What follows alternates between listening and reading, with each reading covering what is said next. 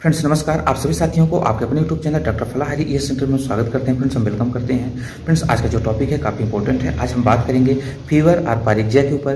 Friends fever is also known as pyrexia और febrile.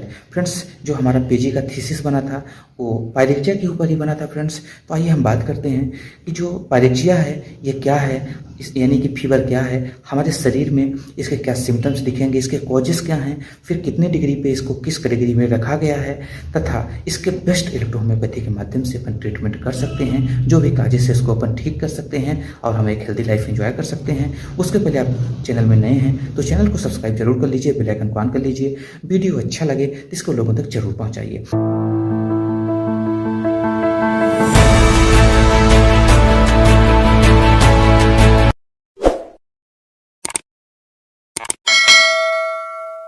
Friends जो इसका डिफिनीशन है फीवर में, बिल्कुल सिंपल पॉइंट में, कि fever is define as in are adult. मतलब हम इसको एडल्ट के हिसाब से, उनके टेम्परेचर के हिसाब से हम इसको मेजर करते हैं।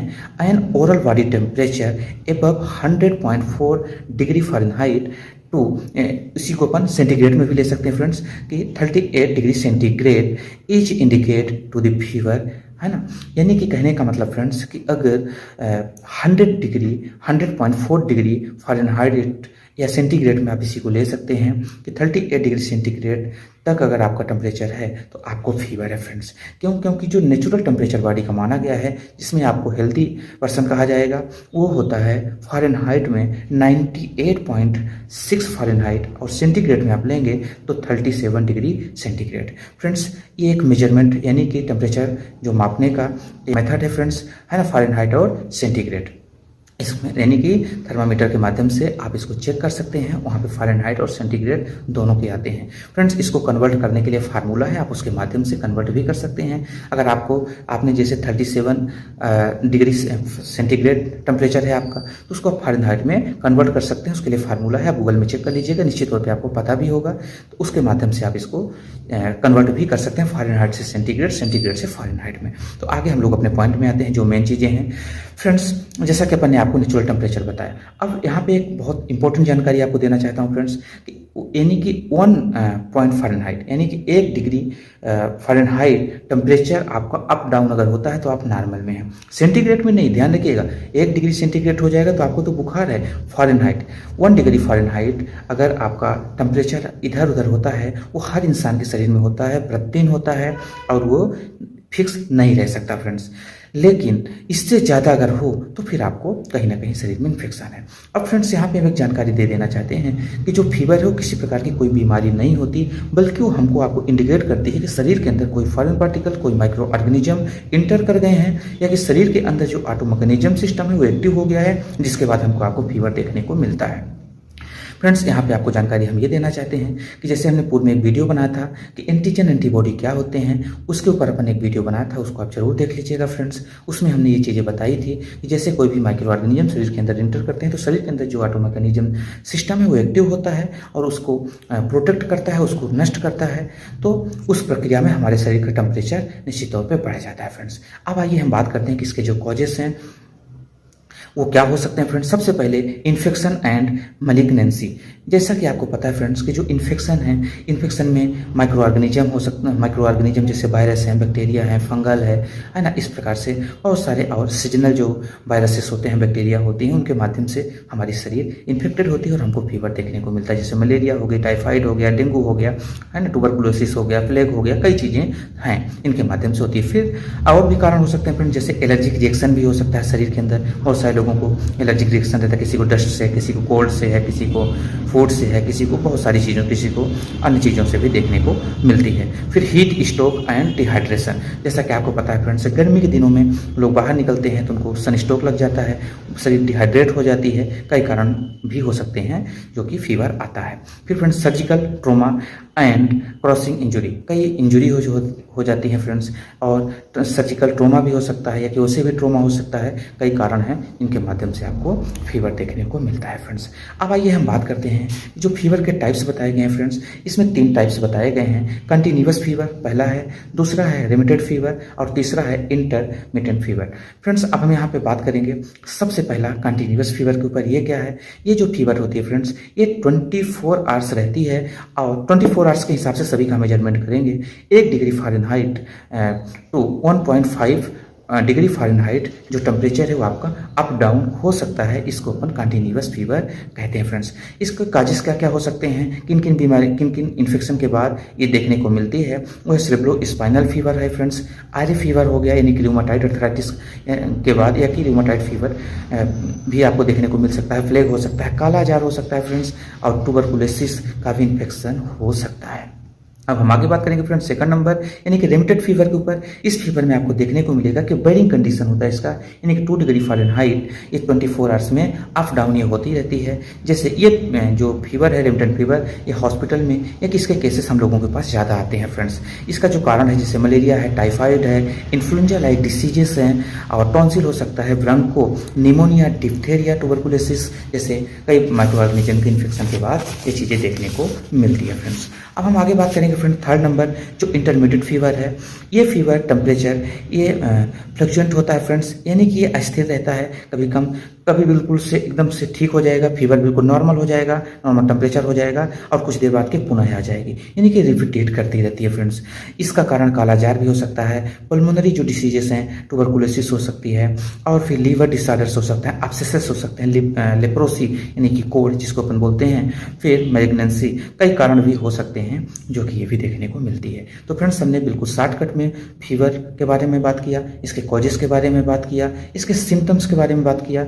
अब हम बात करते हैं फ्रेंड्स कि बेस्ट ट्रीटमेंट, क्योंकि जो अपनी थेरेपी है, जो इलेक्ट्रोहोम्योपैथी थेरेपी है फ्रेंड्स, आपको पता है कि इलेक्ट्रो का मतलब होता है एनर्जी, ऊर्जा होती है। और कौन सी ऊर्जा? लाइफ फोर्स ऑफ प्लांट, यानी कि किसी भी पौधे की जो उसकी जीवनी होती है, जीवन शक्ति होती है, उसके माध्यम से इसकी रेमेडी तैयार की जाती हैं। ऑलरेडी हमने इसके ऊपर वीडियो बना लिया है फ्रेंड्स, आप उसको देख सकते हैं कि क्या होता है, कौन सी थेरेपी है। बहुत सारे लोगों को भी इस थेरेपी के बारे में पता नहीं है, लेकिन हम सिंपल से बताना चाहते हैं फ्रेंड्स कि सिर्फ और सिर्फ नॉन पॉइजनिंग मेडिसिनल प्लांट से इसको तैयार किया गया है फ्रेंड्स। 114 मेडिसिनल प्लांट पूरे प्लांट किंगडम से चूज किया गया है और उसमें से हमको आपको दवाइयाँ बनाई गई है। जैसे हम 2-3 दवाओं का नाम यहाँ पे हम 4-5 प्लांट्स का नाम गिना देते हैं फ्रेंड्स, जैसे रस्ट टॉक्सिकोसाइड, एकोनाइट हो गया, हेमामालिश हो गया, इसके साथ साथ नक्स भूमिका हो, ये इस तरीके से मेडिसिनल प्लांट्स को यहाँ पे इस्तेमाल किया गया। हाइड्रास्टिस्कैन हो गया, बहुत सा ब्रायोनिया हो गई, इन सभी मेडिसिनल प्लांट को यूज किया गया है और उनसे रेमेडी तैयार की गई हैं। यानी कि पूरा प्लांट किंगडम की प्लांट से उसकी पूरा जो शक्ति है उसको निकाल के ट्रीटमेंट किया जाता है। और फ्रेंड्स जो भी आपने देखा होगा कि लगभग हमने 1 साल के दौरान कैंसर के कई रोगी ठीक किए, ऐसे खतरनाक डिसीजेस ठीक हुए जिसको हमें खुद ही नहीं उम्मीद था कि रोगी ठीक हो सकते हैं, सिर्फ इसकी वजह से। और उनको लाइफ स्टाइल भी चेंज कराया, हमने उनका डाइट प्लान भी हम चेंज कराते हैं फ्रेंड्स। क्योंकि हमारी जो शरीर है वो प्रकृति से बनी है और प्रकृति से बनी चीज़ों से ठीक होती है, ना कि ह्यूमन मेड और फैक्ट्री के बनाई चीज़ों से। तो हम लोग अपने पॉइंट में आते हैं फ्रेंड्स। अगर किसी कोई डिसीजन है, सबसे पहले हम आपको बताना चाहते हैं कि अगर कोई डिसीजन है कि हम EH के माध्यम से हम अपना ट्रीटमेंट करा सकते हैं, अगर हम कोई इन्फेक्शन है तो बहुत बेहतरीन है। अब यहाँ पे हम बात करते हैं फ्रेंड्स कि जो अपनी EH है इसको दूसरे हिसाब से देखती है। जो अपना इलेक्ट्रोहोम्योपैथी का जो सिस्टम है उसको ये दूसरे हिसाब से देखती है कि definition of fever, purification of lymph and blood. Homeopathy में जो फीवर का डिफिनेशन है उसमें स्पष्ट रूप से है कि हमारा जो ब्लड यानी कि RBC और WBC को ये स्वस्थ कर देता है, उसका जो इन्फेक्शन है उसको ठीक कर देता है, यानी कि उसको प्यूरिफाई करता है, जिस वजह से हमारे शरीर में कोई भी डिसीज नहीं रहती। सिंपल सी फार्मूला फ्रेंड्स। और निश्चित तौर पे हमारे आपके शरीर में कोई बीमारी होती है तो हम ब्लड का ही चेकअप कराते हैं फ्रेंड्स। अगर किसी को भी बीमारी है, फीवर है ये, तो उसको अपन कैसे ट्रीट कर सकते हैं, आइए हम कुछ कंडीशन के ऊपर बात करें फ्रेंड्स। अगर कोई भी माइक्रो ऑर्गेनिज्म का इन्फेक्शन है तो सबसे पहले हमको वर्म दे देना चाहिए। और अगर क्रिटिकल हो चुका है क्रोनिक हो चुका है तो उसको अपन वर्ड 2 देते हैं फ्रेंड्स। सबसे पहले आपको D3 डाइल्यूशन में उसको 3 दिन तक आप दीजिए और उसके साथ उसको बिल्कुल आंख बंद करके दीजिए, क्योंकि जो भी कोई भी माइक्रो ऑर्गेनिज्म की वजह से इन्फेक्शन हुआ है उसको तत्काल वो कंट्रोल कर देगी, रोक देगी। उसके बाद अब हम बात करते हैं फ्रेंड्स, लीवर इन्फेक्शन है तो अपन उसमें से F1 जरूर देंगे। अगर टाइफाइड निमोनिया जैसे सिम्टम से निमोनिया है तो अपन P2 या P3 भी दे सकते हैं अगर फीमेल है तो, जैसा पेशेंट का कंडीशन होगा। अब हम कुछ रेमेडीज का नाम बताते हैं कि किस तरीके से देना है फ्रेंड्स।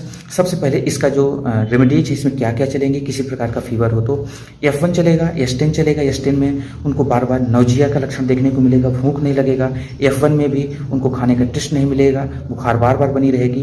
तो F1, S10, A3 यानी कि हमारे ये लिम्फ के ऊपर काम करेगी फ्रेंड्स। और YE जिसमें से कि रिलैक्सेशन होगा, पेशेंट को शरीर से दर्द खत्म होगा और उसको आसानी से निद्रा भी आएगी। इसको लाइट डोज, इन सभी का लाइट डोज बनाइए, यानी कि 100 ml बॉटल में पानी लीजिए। 100 ml बॉटल में जैसे हमारे पास ये 100 ml है फ्रेंड्स, तो इसमें आप लगभग 2-2 बूंद डालिए इन चारों को, और उसमें से आप डिस्टिल वाटर डाल दीजिए, कैरो का पानी डालिए, 50 स्ट्रोक दीजिए और पेशेंट को अल्टरनेट, यानी कि आप लगभग आधा घंटा के अंतर में उसको रिपीट करते रहिए।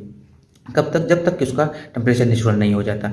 इसके साथ साथ फ्रेंड्स S1 RE किस कंडीशन में देना है? इफ पेशेंट डाइट नाटक, यानी कि पेशेंट जब वो खाना नहीं खा रहा हो, खाने का टेस्ट नहीं मिल रहा हो, तो आपको S1 और RE देना है। पेशेंट काफ़ी ज़्यादा कमज़ोर हो गया हो, उठ नहीं पा रहा हो, तो आपको S1 और RE को तत्काल उसको देना चाहिए। और उसके लीवर के ऊपर F1 को और RE को लीवर साइड में यहाँ पे लेप करना चाहिए। अगर निमोनिया का कंडीशन है तो आपको P3 जरूर लेना चाहिए और उसके सीने पे, लंग्स के पोर्शन पे दोनों साइड में आपको बाहर एक्सटर्नल के रूप में भी लगाना चाहिए फ्रेंड्स। अब हम बात करते हैं फ्रेंड्स कि पायरेक्जिया कंडीशन वो कंडीशन होती है जिसमें से पेशेंट का जो बॉडी टेम्परेचर है वो लगभग 105 डिग्री फ़ारेनहाइट तक चला जाता है फ्रेंड्स। इस कंडीशन में आपको तत्काल पायरेक्जिया के सिम्टम्स में F2 को, C3 को, S10 को, F1 को और A3 को अल्टरनेट D3 डाइल्यूशन को लीजिए और इसको डाइल्यूट कर लीजिए, लाइट डोज बनाइए और देते रहिए, आप देखेंगे। और उसके साथ साथ फ्रेंड्स उसको F2 को और RE को उसके माथों पे लेप करना है और चेस्ट के ऊपर भी लेप करना है, लीवर रीजन में भी आपको, यानी कि राइट साइड में भी उसको कंप्रेस करना पड़ेगा फ्रेंड्स। अगर आप ऐसा करते हैं तो आप देखेंगे कि देखते देखते पेशेंट ठीक हो जाएगा, बहुत बेहतरीन आपको रिजल्ट मिलेगा फ्रेंड्स और पेशेंट ठीक हो जाएगा। तो उम्मीद करते हैं फ्रेंड्स कि ये टॉपिक आपके लिए इन्फॉर्मेटिव है। वीडियो अच्छा लगा हो तो इसको लोग तक जरूर पहुंचाइएगा फ्रेंड्स। और किसी को भी फीवर है तो उस इंडिकेशन को समझिए और नेचुरल तरीके से खाइए फ्रेंड्स, और आप हेल्दी रहेंगे, स्वस्थ रहेंगे, ऐसी हमारी थेरेपी और हम कामना करते हैं। मिलेंगे न्यू वीडियो के साथ। नमस्कार, बाय बाय।